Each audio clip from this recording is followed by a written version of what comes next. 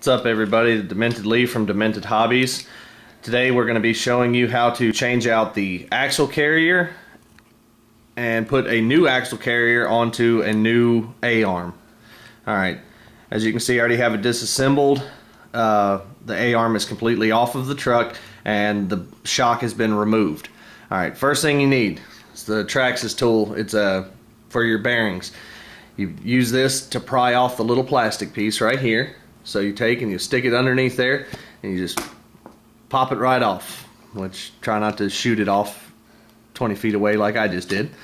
There's a little peg here. You take it and you pull it out, which, let's see, there we go. You pull that little peg out right there. Alright, next, take your hex head with the ball end. It's the biggest one you got.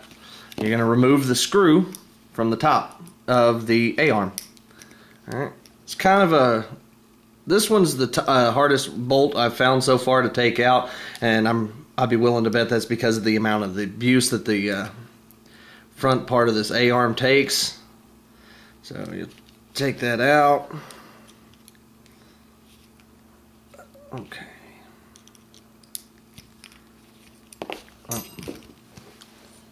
Okay.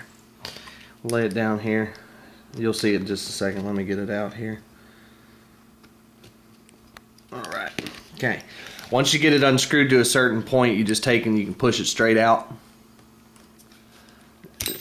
There we go. And again, try not to shoot it all over the place like I did. Take off your old control arm. Break it away from the axle carrier. Okay. So just put that off to the side. Now, the half shaft will come right out. Fairly simple. Set this off to the side because you're going to reuse that now, and you're going to also reuse the screw, so keep that handy as well. Your old axle carrier, there's a little nut on there. You're going to want to take that off and make sure you keep that handy. Okay, now what you're going to do to get secondary washer. Okay, what you're going to want to do is you're going to take, don't press on the blue, but try to get back in here and press back on the bearing that's on the back side. There's a split in between the two of them, and you can push out on that little center part right there where the chrome is, or where the silver is right here. Push that out. Do the same thing on the back side right here. Just take and push on that little metal piece. The bearings fall right out. Old axle carrier, toss that out of the way. Alright, next, take the new axle carrier. These axle carriers are created by RPM. As we've talked about before, stronger plastic, lighter weight. Okay, take the new bearing, or take the same bearing, the old bearing, and pop it into place right there. It pops right in, just pushing it in with your fingers. Take the old bearing, stick it down inside, and you push it all the way in, as far as it'll go. Okay, now take your washer, your little small one, you're going to lay it over top of the hole. Okay, take your half shaft that I got right here, push it through, okay, and it'll butt up against the back.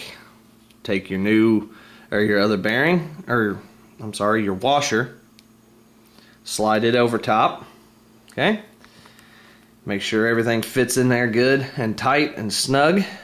Okay, see the little hole right there? That's where the little pin goes.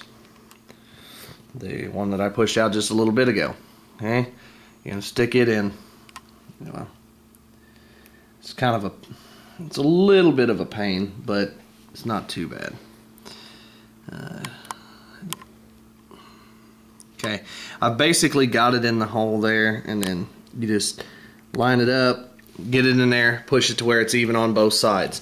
Then what you're going to want to do is you're going to want to have the axle nut, which is what your tire rides on.